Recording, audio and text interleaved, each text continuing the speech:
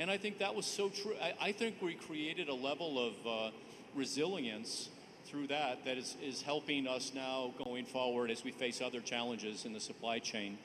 And the other thing we learned we had to do was we have tens of thousands of suppliers. We had to ensure that we sustained our supply chain in terms of placing orders, making payments. People had to keep their workforce in place without knowing how long the COVID pandemic would last. How long would we continue to work remotely? How are we going to adapt our workforce in a way that we can continue to meet, in our case, defense and aerospace urgent needs, but urgent needs across all sectors? And then how do we work remotely and actually with speed, simplicity, and self-confidence going forward to actually come out stronger and more efficient and more effective? And so I think we learned a lot in terms of how we can be more efficient. And we also learned, I think, what I mentioned earlier, the strength of diversification. Here in India, we have a self-reliant India initiative that grew out of the early days of the pandemic.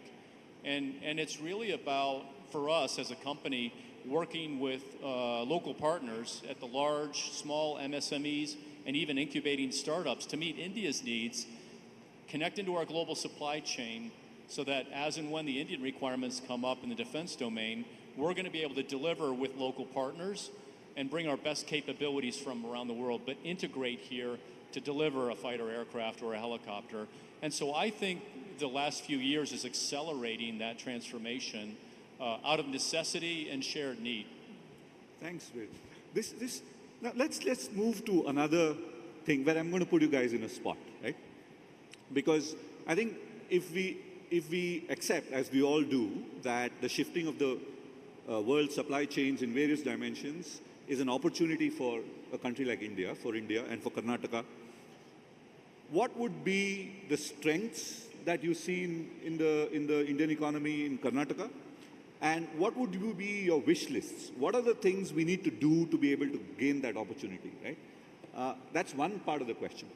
The second part of the question is, to what extent do you think the drive towards self-reliance, make in India, indigenous production is helpful in this whole business of enjoying the benefits of supply chain movements? I'll start with you. Yeah.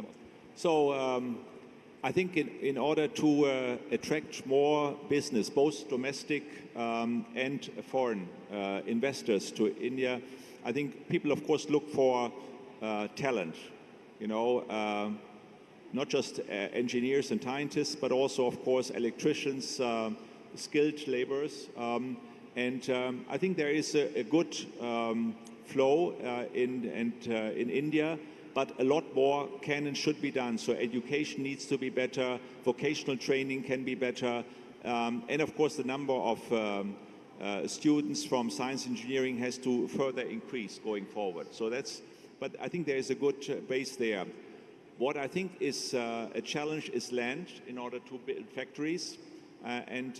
Some states are doing a good job, other states have a tougher time, and getting land is not easy. Having the infrastructure, physical and digital infrastructure, is a challenge, and a lot more needs to be done. And then I think we need better institutions, government services, agencies. I mean, everybody talks about one-stop shopping, but then you still have to deal with a multitude of agencies and institutions, they can make life very difficult for you until you have the necessary permissions. And in many states, lots of MOUs are being signed every year, and only a very small portion is actually being realized. And so I think it's very important to use the opportunities to make this work. The interest is certainly there. India, besides Southeast Asia, is the other big opportunity for having alternative production besides China. And I think the opportunities there, just need to grasp it and really provide also the conditions to make it work. So as I said, people, physical infrastructure, institutions, rule of law, so that you can rely on or what is being agreed on. Now, I would not, going to your second part, I would not overly emphasize this self-reliance, I mean, Europe, North America, Japan, none of us is, self-reliant. And trying that would be massively uneconomically.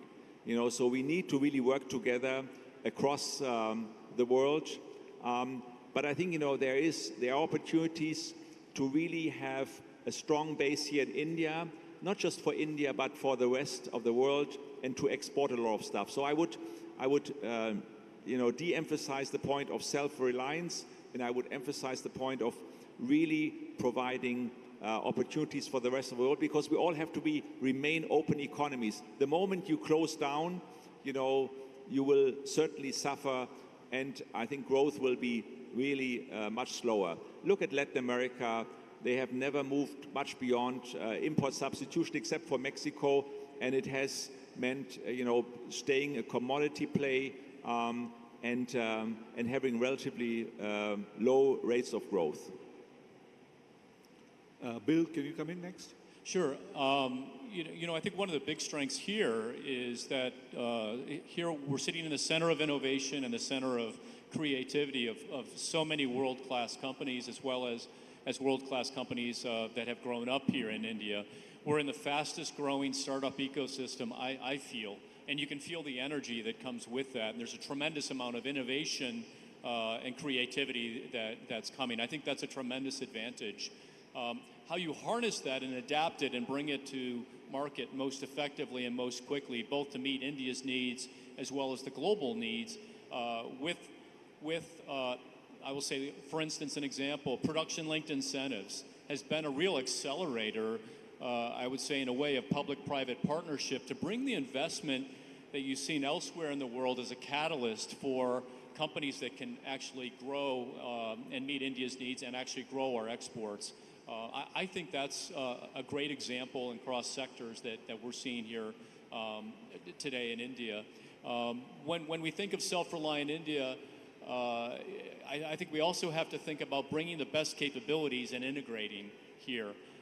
And so in different sectors, it's defined differently. But I think what's important is, for us, at least in the defense domain, is to work with partners, integrate the best capabilities from around the world, developing those capabilities and partnering with companies here in India, delivering to meet India's requirements. But if it's a world-class solution to meet and pace the threats or the challenge, the demands that are needed, then it's also going to be a solution that we can export from India as well.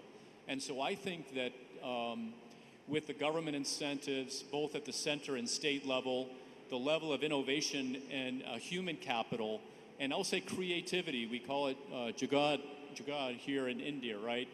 It's what we say elsewhere is make it happen. And I think people have a personal drive and interest and capability to make things happen. And I think that's our future. Yeah, so I'll try to be short, but the strengths, some of them are already talked. I think the strength we see in Karnataka, one of the ones I would like to mention is the collaboration that we can have with the government, and the industry-government collaboration, and the approachability we can have with the government, even advising them on some of the policy decisions that are most important for the industry. I think that is definitely one of the strengths, and we should continue on that. The second one, from our industry, semiconductor industry, the design is the skill availability in the state, and some of the research institutions or technology institutions that are available in the state, I think are of very high value add. The third one, I would say, from GlobalFoundries perspective, we have a lot of our partners and the people we work at the global level have a presence in the local ecosystem. And that allows us to work closely with them and really develop solutions that our customers require. And the last one, I would say, the overall fabless ecosystem that is developing very fast, the startup ecosystem here, we would definitely want the process technology of GlobalFoundries to be exposed to them so that they can really nurture their businesses in the future. So those are some of the strengths. I think on the self-reliance one, I would say we should look at, yes, self-reliance is okay. We should try to, take some enthusiasm built around it. But I think the lens we should look at it is from semiconductor perspective, what is the contribution of India in the overall semiconductor ecosystem?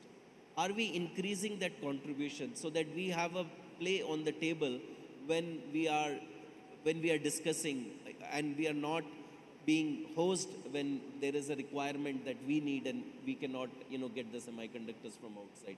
So we should not be in a place where the national security is in danger. So our contribution in the semiconductor ecosystem, how do we increase that? I think should be one of our priorities rather than total self-reliance. Can I just add one thing? I mean, what I think makes us all very optimistic, and why we at BCG are also very optimistic about India is the people. That is the biggest asset, as entrepreneurs, as scientists, as engineers, as workers. There is an enormous talent here, and it's just not Indians, not just here in India, but all over the world.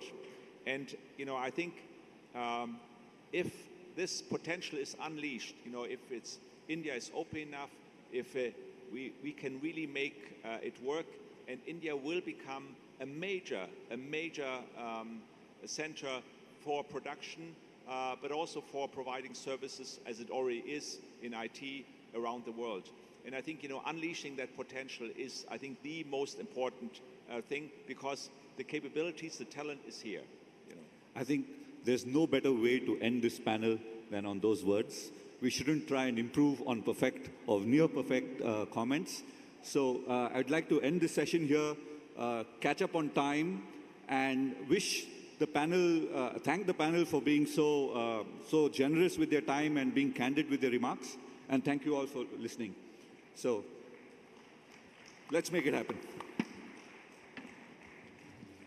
Would request you all to please stay back for a moment. Thank you, Nitin, for tackling the China part for us, and of course the global supply chains after, especially the 3 shocks that you mentioned during your panel discussion. May I please invite Mrs. Gunjan Krishna to please step up on stage to offer tokens of gratitude to all our guests, the panelists.